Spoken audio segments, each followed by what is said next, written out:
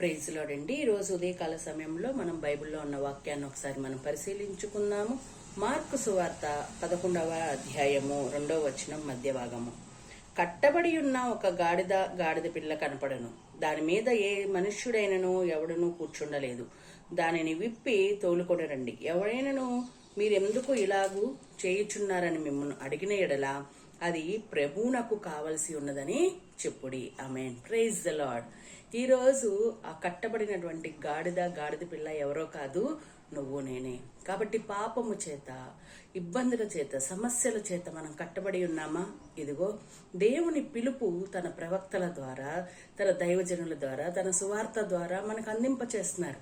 కట్టబడి ఉన్న గాడిద పిల్లను విడిపింపుటకు ఆయన సిద్ధంగా ఉన్నారు. ఎవరైనా అడిగితే ఏమని చెప్తున్నారండి? అది ప్రభువునకు కావాలను. అవును, ఈరోజు నువ్వు నేను మన ప్రభువుకు కావాలి.